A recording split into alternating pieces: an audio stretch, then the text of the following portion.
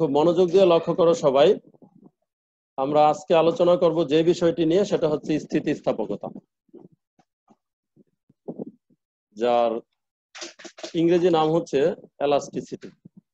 আমি ঠিক স্থিতিস্থাপকতাটা বোঝানোর জন্য তোমাদের একটু ইংরেজি থেকে আসি, যে এলাস্টিসিটি শব্দটা দ্বারা কি বোঝায়। আমি আশা করি যে ইংরেজি এলাস্টিসিটি শব্দটা যদি তোমাদের বুঝাই, তাহলে তোমরা বাংলা স্থিতিস্থাপকতার মিনিংটা একটু ভালো বুঝবা।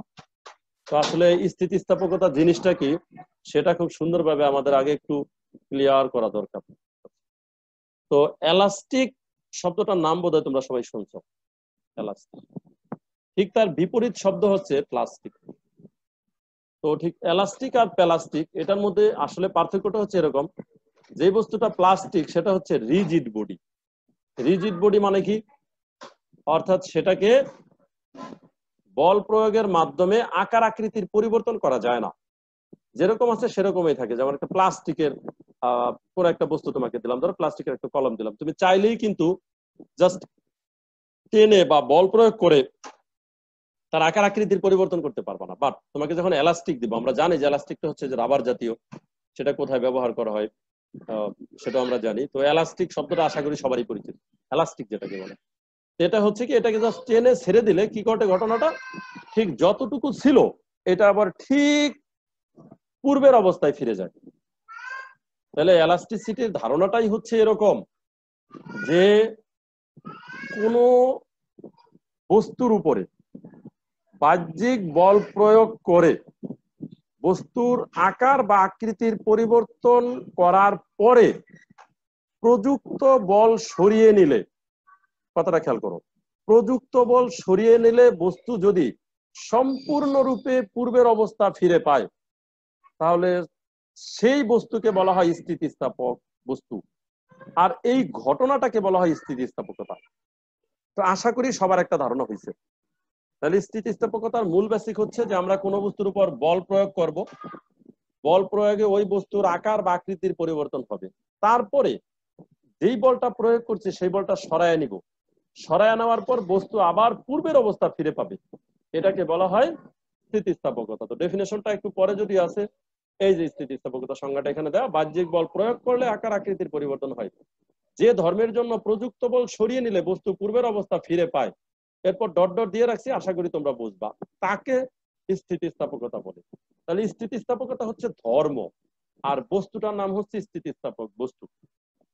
এখন আমি যখন একটা বস্তুর উপর বল প্রয়োগ করব, তখন এই বল প্রয়োগের সাথে দুইটি রাশি জড়িত থাকবে। এর মধ্যে একটি হচ্ছে পীড়ন, আর একটা হচ্ছে বিকৃতি।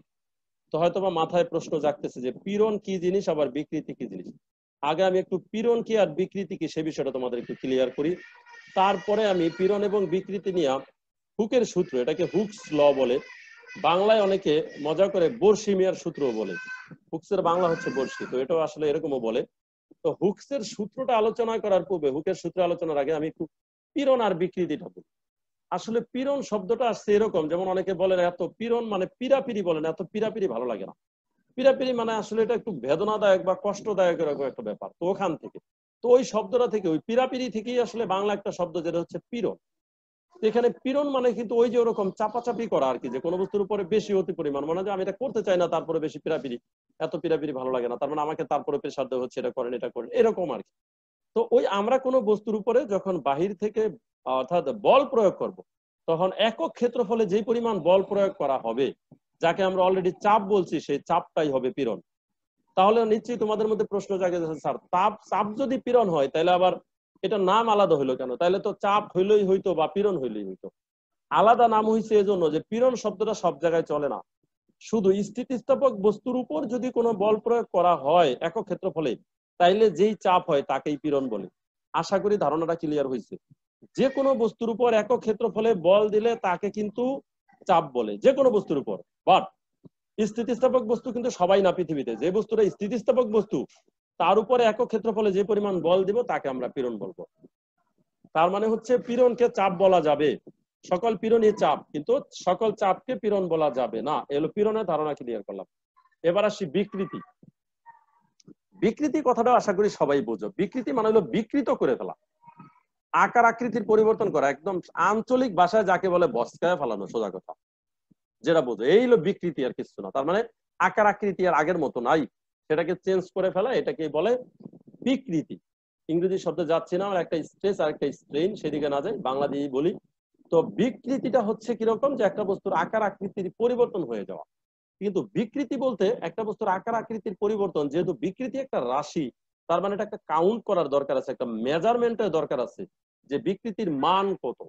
সেজন্য যে কোনো বস্তুর আকার আকৃতির পরিবর্তন হইলেই পুরো পরিবর্তনটাকে আমরা বিকৃতি বলবো না, আমরা বলবো একক একক মাপের, অর্থাৎ একক মেজারমেন্টের কোন বস্তুর আকার আকৃতির পরিবর্তনকে বিকৃতি বলবো। নিশ্চয়ই আমার কথাটা আবার অনেকেই বোঝো না, কারণ আমি একটু জটিল করে বলছি কথাটা। যে একক আকারের আবার কি, একক আকার আবার কি? একক আকার মানে সহজ কথা, যেমন তুমি যদি 1 মিটার একটা বস্তু নাও, তাহলে 1 মিটার বস্তুরে তুমি মনে করো বল দিয়া চাপ দিয়া যতটুকু পরিবর্তন করবা তারে বিকৃতি বলা যাবে। 2 মিটার না, তুমি যদি 2 মিটার বস্তু নিয়ে পরিবর্তন করো, তাহলে তারে আবার 2 দিয়ে ভাগ করে দিতে হবে। এই হলো বিকৃতির ব্যাপার। এখন দৈর্ঘ্য যে নিব তা তো না, কোনো বস্তুর আয়তনেরও তো পরিবর্তন হতে পারে। তো আয়তনের যদি পরিবর্তন হয়, তাহলে তুমি মনে করো 1 মিটার কিউব একটা বস্তু নিছো, তার যতটুকু পরিবর্তন হয় তাকে বিকৃতি বলা যাবে, কিন্তু 5 মিটার কিউব নিলে হবে না। 5 মিটার কিউব নিলে আবার 5 দিয়ে ভাগ করে দিতে হবে। তার মানে বিকৃতির সহজ ধারণাটা এলো এরকম, যে কোনো বস্তুর আকার বা আকৃতির যতটুকু পরিবর্তন হবে তারে ওই বস্তুর আকার দিয়ে ভাগ করতে হবে। কেন বস্তুর আকার দিয়ে ভাগ করতে হবে? কারণ তুমি যদি বস্তু 1 মিটার না নিয়ে থাকো, যদি তুমি বস্তু একক আয়তন একক মেজারমেন্টের না নিয়ে থাকো, তুমি যদি বড় বস্তু নাও, তাহলে তো আমি বিকৃতি বলতে পারবো না। বিকৃতি তো একটা মাপ হইলো আমার একক মাপের জন্য। এই জন্য তুমি যদি পুরা যতটুকু পরিবর্তন হয়েছে তারা যদি বস্তুর মাপ দিয়া, প্রথমে যে মাপ ছিল ওইটা দিয়ে ভাগ করে দাও, তাহলে অটোমেটিক সে একক মেজারমেন্টে চলে আসবে। এটা হচ্ছে বিকৃতি। তাহলে বিকৃতি মানে পরিবর্তন, কিন্তু কনসেপ্টটা ক্লিয়ার হও, বিষয়গুলো কিন্তু কম জটিল না, ভালোই জটিল আমি মনে করি। যে বিকৃতি মানে ঠিক আছে পরিবর্তন হওয়া, যে কতটুকু পরিবর্তন করতে পারছি, কিন্তু পুরো পরিবর্তনকে বিকৃতি বলা যাবে না। একক মেজারমেন্টে বা একক মাপে যতটুকু পরিবর্তন হয় তাকে বিকৃতি বলা যাবে। এই জিনিসগুলো খুব কাজে লাগবে যখন আমি ক্যালকুলেশন বা ম্যাথমেটিক্সে যাব, তখন এই যে ভেঙে ভেঙে যে বিকৃতি বুঝালাম এটা কাজে লাগবে, নাহলে তুমি বুঝবে না। পীড়নের ব্যাপারটাও তখন কাজে লাগবে। আচ্ছা, এখন আমি একটা কথা বলি, যে কথাটা হুক বলছে, তো সেটা তুমিও বলতে পারো। হুক বলছে ঠিক আছে, তুমিও খুব সহজভাবে চিন্তা করতে পারো। আচ্ছা, তুমি একটা জিনিস চিন্তা করো তো, পীড়ন জিনিসটা কি? পীড়ন মানে আমি বলছি সোজা কথায়, একদম সহজ কথায়, চাপ। যেহেতু আমি আজকের আলোচনা স্থিতিস্থাপক বস্তু নিয়ে শুরু করছি, নিশ্চয়ই আমি এখানে কোনো কাজ নিয়ে নিশ্চয়ই পরীক্ষাটা করবো না, কারণ এটা স্থিতিস্থাপক বস্তু না। হয়তোবা রাবার জাতীয় কোনো বস্তু যেটা স্থিতিস্থাপক বস্তু সেটা নিয়েই করবো। তাইলে আমার পীড়ন মানে কিন্তু চাপ। আচ্ছা, এখন তুমি একটা বস্তুর উপরে মনে করো 5 প্যাসকেল চাপ দিলা। 5 প্যাসকেল চাপের জন্য বস্তুর আর যতটুকু পরিবর্তন হইব, নিশ্চয়ই তুমি 10 প্যাসকেল চাপ দিলে তার চেয়ে বেশি পরিবর্তন হইবে, এটা সবাই জানে। আমি যদি বেশি চাপ দিই, তাহলে তার আকার আকৃতির বেশি পরিবর্তন হবে।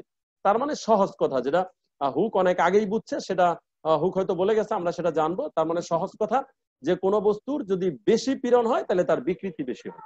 তাহলে পীড়ন বাড়লে যদি বিকৃতি বাড়ে, তাহলে তো সহজ কথাই আমরা ফিজিক্সের ভাষায় বলতে পারি যে পীড়ন এবং বিকৃতি সমানুপাতিক। এই কথাটাই বলছে কে? হুক। এখানে সূত্র আকারে আছে, নিচে হয়তো প্রশ্ন আকারে থাকতে পারে।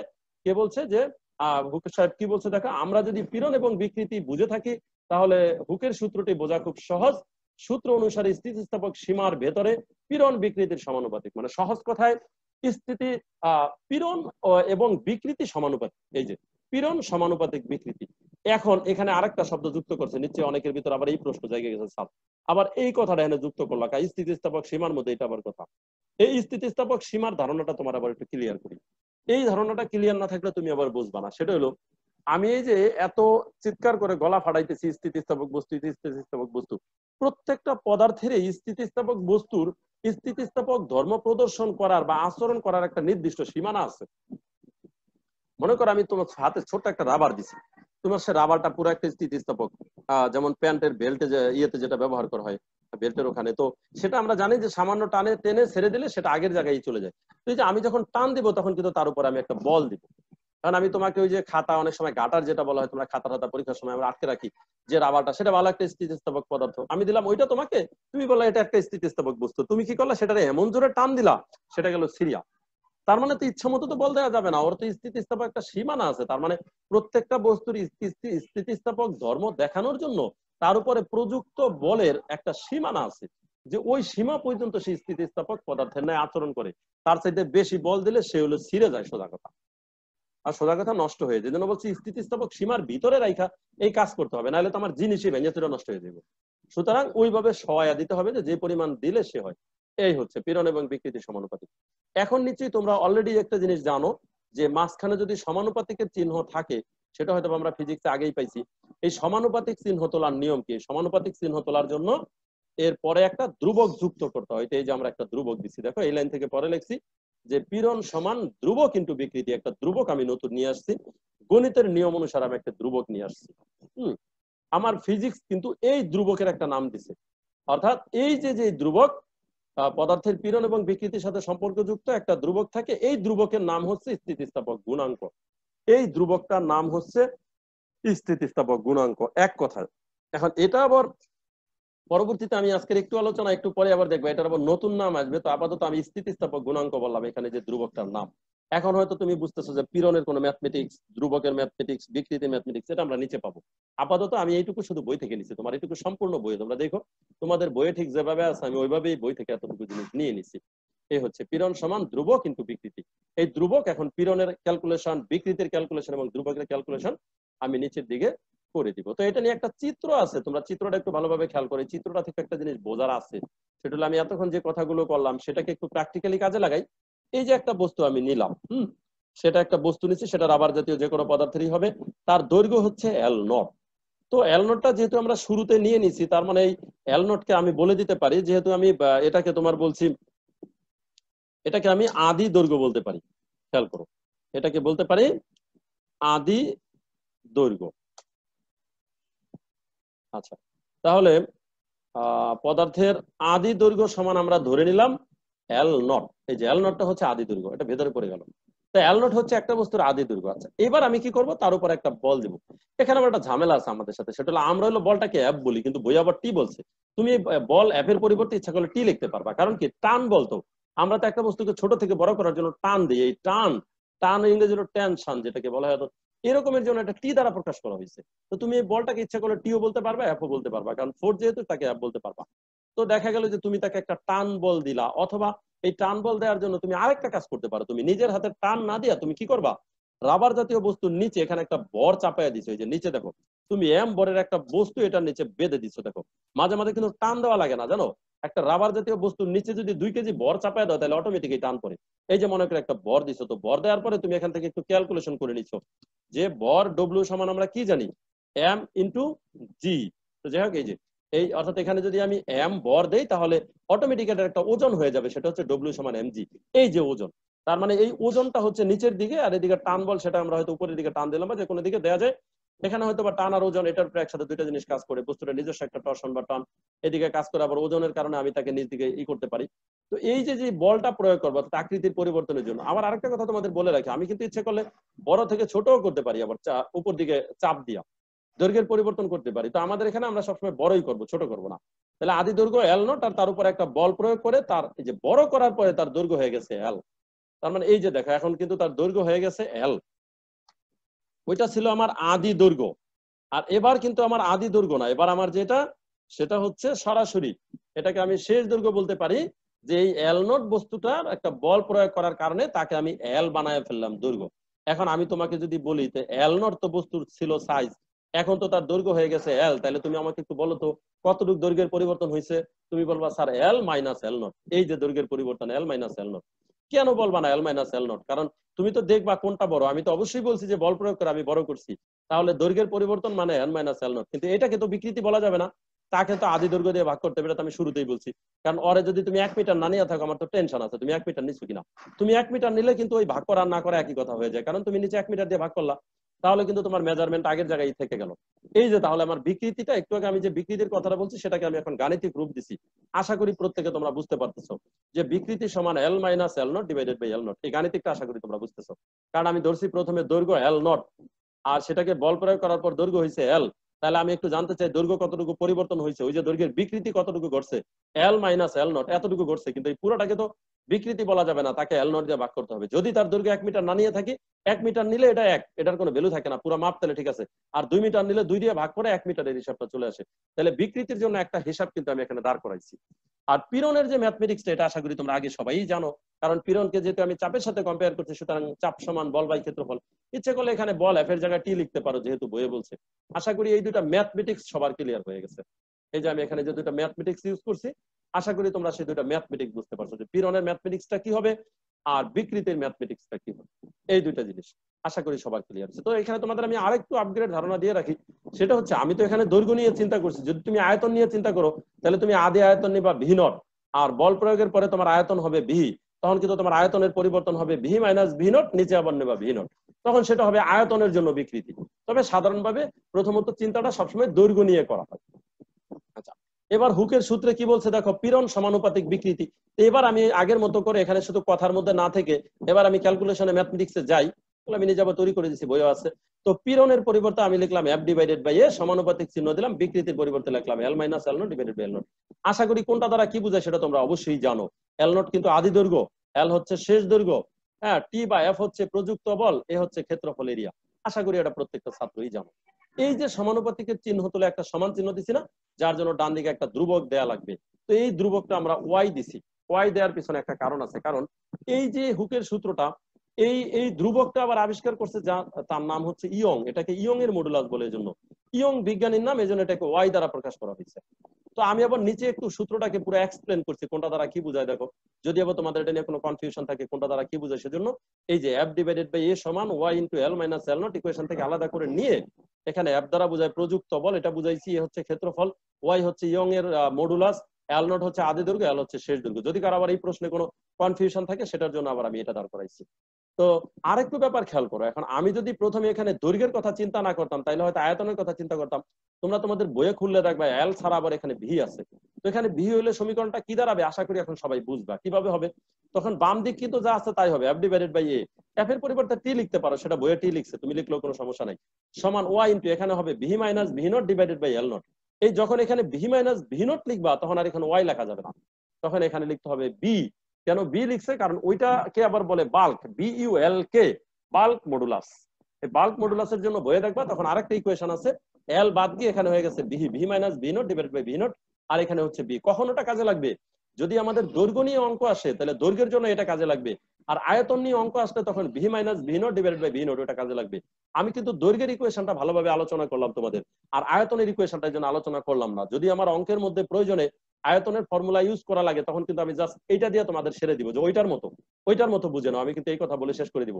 কিন্তু সেই ইকুয়েশনটা কি দাঁড়াবে আমি একটু বলে রাখছি, এফ ডিভাইডেড বাই এ সমান বি, এটা বি হবে তখন, কিন্তু L minus L naught divided by L naught. তবে তোমরা টেনশন করো না, ওয়াই হোক বি হোক এটার মান কিন্তু দেয়া থাকবে, কারণ এটা তো একটা ধ্রুবক, ইয়ং এর গুণাঙ্ক, এটা কিন্তু দেয়া থাকবে। তবে এটা কিন্তু কোনো নির্দিষ্ট মান নাই, কারণ এটা কিন্তু পদার্থের উপর ডিপেন্ড করবে, তুমি যে স্থিতিস্থাপক বস্তু সেটা কি ব্যবহার করছো, রাবার ব্যবহার করছো, কোন মানের রাবার ব্যবহার করছো, সেটা কি স্প্রিং ব্যবহার করছো, কি ব্যবহার করছো, তার উপর ডিপেন্ড করে ইয়ং এর মডুলাসের মানটা চেঞ্জ হবে।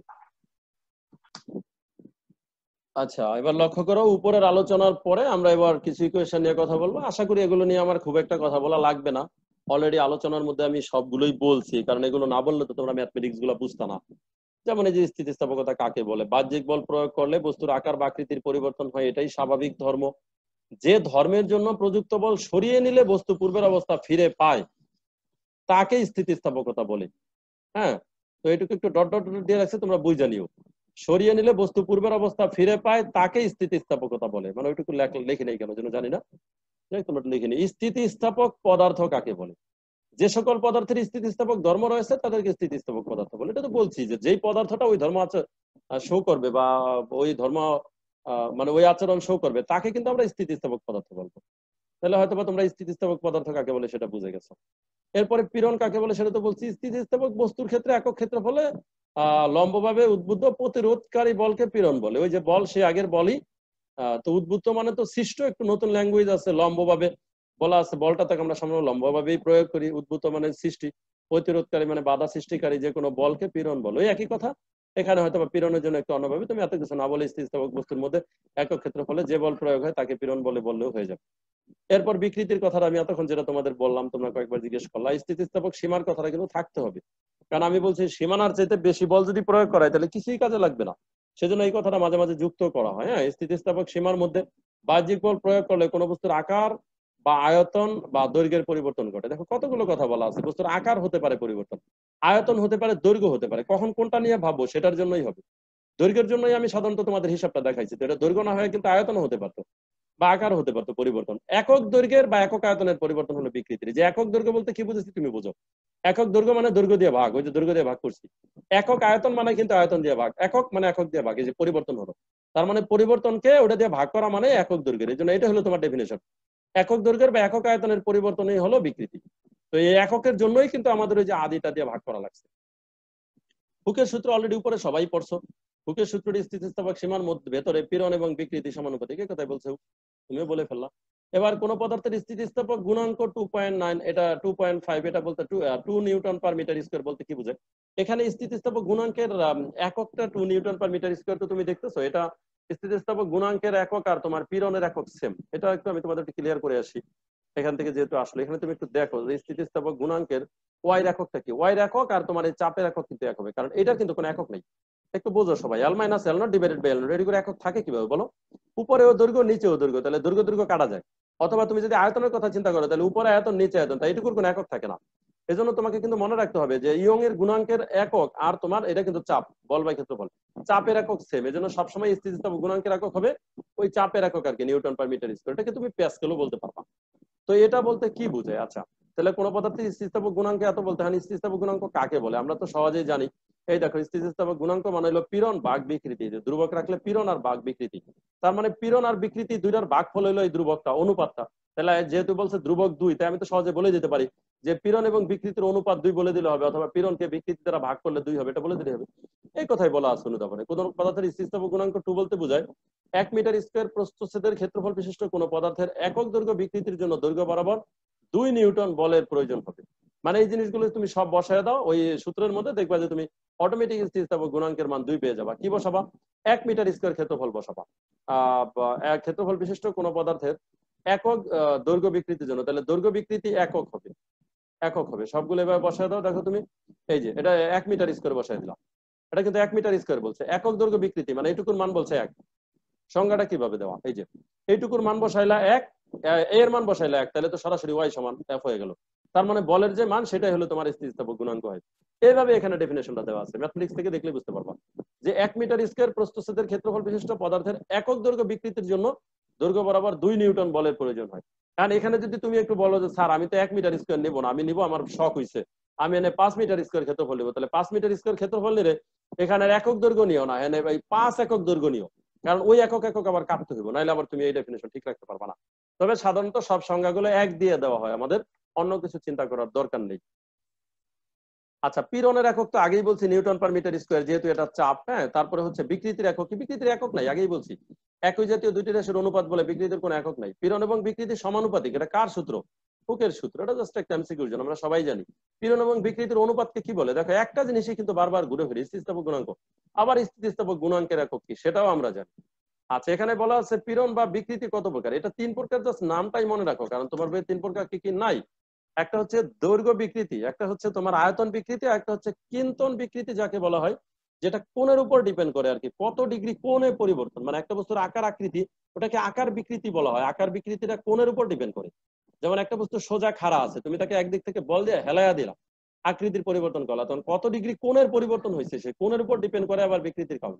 তো আমি জানানোর জন্য বলছি তোমাদের 3 প্রকার, কিন্তু তোমাদের বই মূলত দৈর্ঘ্য বিকৃতিটা আছে, আর ওই আয়তনটা নিয়েও তেমন কিছু নাই। আচ্ছা, এরপরে যে কাজটা করতে হবে সেটা হচ্ছে তুমি তোমার বইয়ের 150 পৃষ্ঠার একটা টেবিল দেখবা 5.02, এখানে ইয়ং এর মডুলাস আছে কিছু মান, এই মানগুলো একটু লিখে মুখস্থ করবা, এগুলো দরকার আছে।